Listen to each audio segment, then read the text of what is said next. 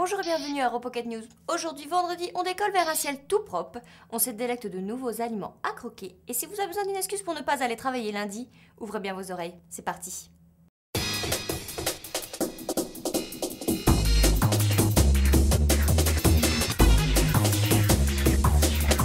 Clean Sky va décoller. L'Union européenne et l'industrie aéronautique européenne se sont unis pour lancer un programme de recherche dénommé Clean Sky.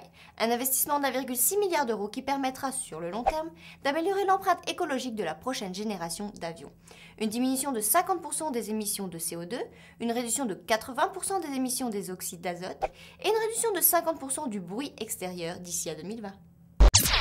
De l'eau dans le gaz, ou plutôt du gaz dans l'eau. 1200 km sous la mer Baltique, de la Russie à l'Allemagne, c'est la longueur du projet controversé du gazoduc Nord Stream. Signé en 2005, quand l'Europe s'inquiétait de ses sources d'approvisionnement en pétrole et en gaz. Les Européens ont donc soutenu le projet. Mais la mer Baltique est presque fermée, peu profonde et déjà très polluée.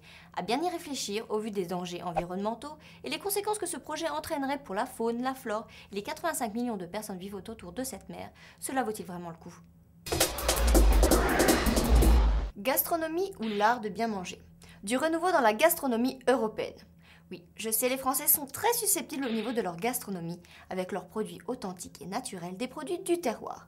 Mais bon, la Commission européenne compte mettre sur le marché des ingrédients novateurs, produits au moyen de nouvelles techniques et des aliments que l'on n'a pas l'habitude de trouver en Europe.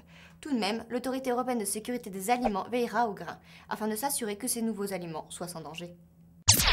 Peu importe notre pays d'origine, notre langue maternelle, nos croyances religieuses ou politiques, il y a une chose sur laquelle on est tous d'accord.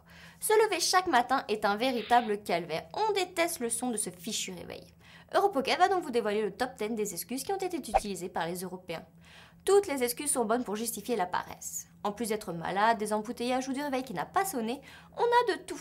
Des Britanniques qui ne peuvent pas venir car ils sont saouls, qu'ils ont tué un membre de leur famille ou qu'ils ont raté l'avion alors qu'ils habitent au coin de la rue, à ceux qui ont un poisson malade à emmener chez le vecto, qui ont perdu leur voiture ou qui ont cassé la clé dans la serrure, ou tout simplement qui n'ont pas envie de venir travailler.